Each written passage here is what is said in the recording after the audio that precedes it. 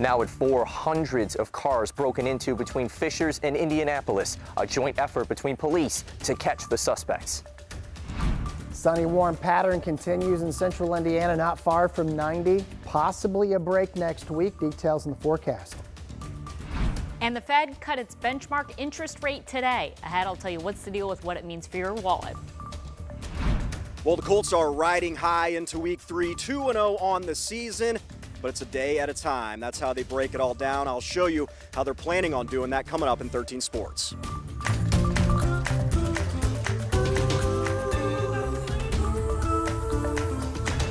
It's been a busy Wednesday. We got a lot to get to. We certainly do, so let's do it. Let's do it. I'm Dustin Grove. I'm Felicia Lawrence. We appreciate you watching. So we'll get to those headlines in just a moment, but we got to show you this incredible video out of Nebraska. This is a close call captured on camera. It involves a speeding car and it blindsided a gas station customer. I mean, the closest of calls. We're going to show you how this near miss ended. That's also ahead this hour. Look at that guy right there. Scary moment there, right outside that gas station. Could be anybody.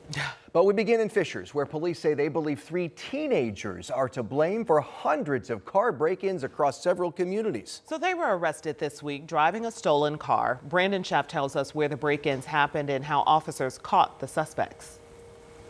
3 arrests, 1 16-year-old and 2 17-year-olds, the result of a multi-agency effort. Fishers PD, IMPD, and the FBI, after mass car break-ins across residential areas in northeast Indianapolis and Fishers.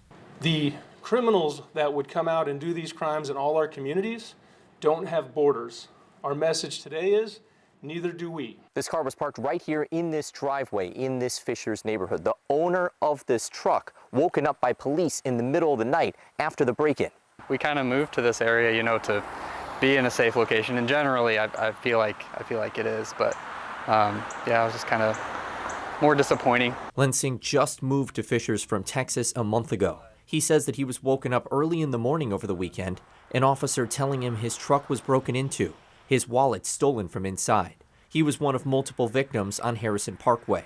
IMPD Chief Chris Bailey says more than 200 crimes were committed between the 3 teens. Where were these kids' parents?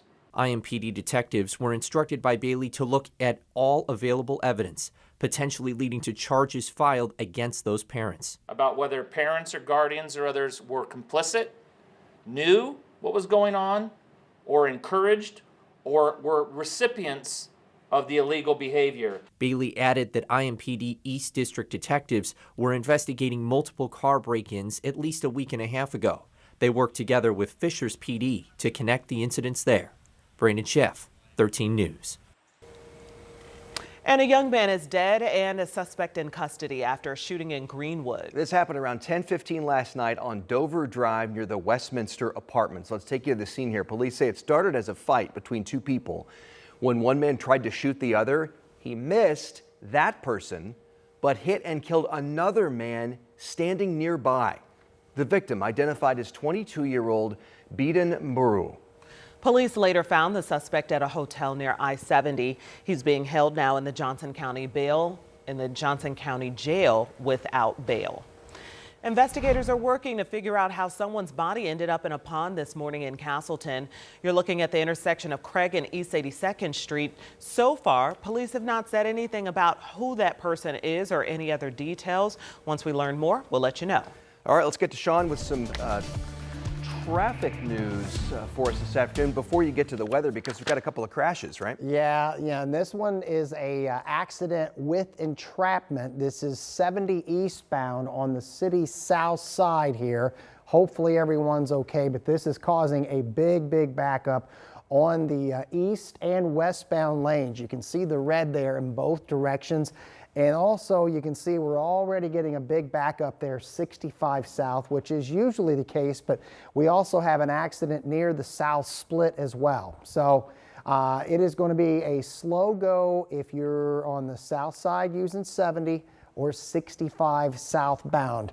Other than that, it's just the typical delays right now in volume. We'll keep an eye on these incidents as we move over the next 45 minutes. Let's switch gears, get you to the weather. And as expected, we're back at it here. Upper 80s to near 90 degrees. Got the sunshine going, 87 with a 53-degree dew point. That is dry heat. 35% there on the humidity, light west wind. And we've got a couple of locations that aren't far from 90, and it's possible we're going to hit that over the next couple of hours before we cool right back down with the sun setting. Still have the air quality alert in place for today, and they've extended it into tomorrow, but right now at least a little bit of good news. It's not great air quality, but it hasn't reached the unhealthy for sensitive groups just yet. That also could change a little bit, but this hazy pattern continues. We may see some changes next week. We'll have more on that ahead in the 7-day forecast. Thanks, Sean. And a major development today from the Federal Reserve, cutting key interest rates for the first time this year. And signaling 2 more cuts could be coming over the next few months. So why now, and what does it mean for you and your finances? Allison Gormley tells us what's the deal. For many, borrowing rates are a bit frustrating. I think anybody who has a little bit of debt, which is certainly something that's pretty popular for every American, they're higher than they would want. In August, the average 30-year mortgage was 6.56%. A new car loan, 7%. Those numbers are part of the reason the Federal Reserve cut its benchmark rate by a quarter point. The benchmark rate, more or less, guides what lenders charge and pay for money.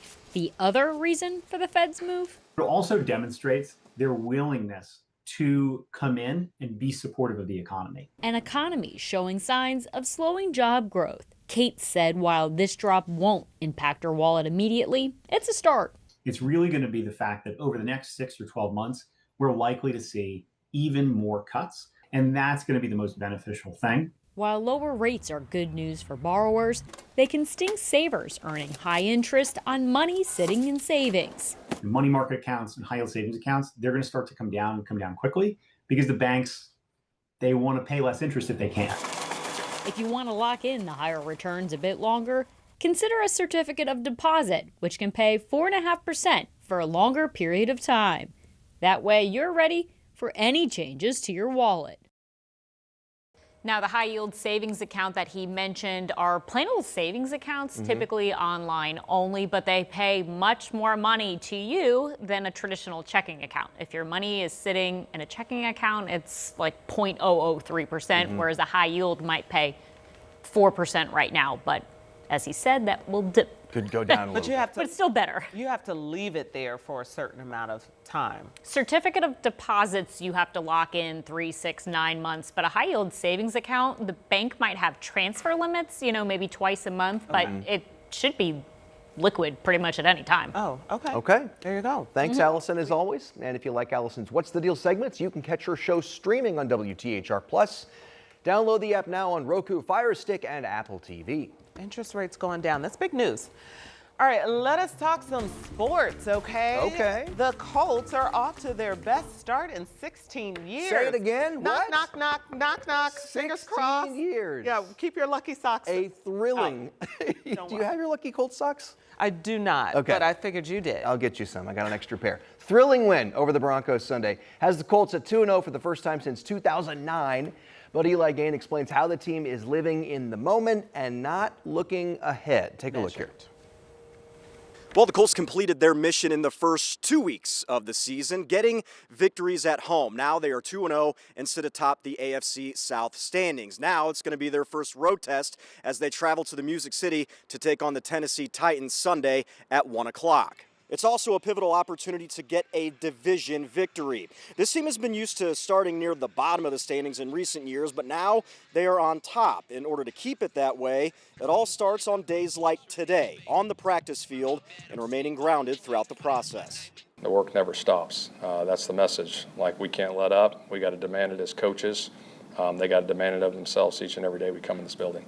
I think it's just not looking too far ahead of where we are in the week or where we are in our process, and making sure we're having the best Wednesday we can have, and focusing on accomplishing what we need to today. I think that's the same process we've stuck to this point. That doesn't change for us, and we'll keep doing that. So once again, Colts Titans Sunday at 1 o'clock. We'll have all of your coverage right here on 13 News as well over on the digital side on WTHR+. From the Colts complex for 13 Sports, I'm Eli Gain. I was fired for holding the line on scientific integrity, but that line does not disappear with me. Debating scientific integrity, the former CDC director was on the Senate hot seat today, revealing the real reason she believes she was fired. Plus, making Indy neighborhoods healthier. I'm Jenny Runovich. I'll share the program Planting Seeds for Lasting Change when it comes to preventing and managing diabetes. And we're enjoying some sunshine now, but a potential pattern change next week could up the odds of showers and storms. We got you covered in the forecast.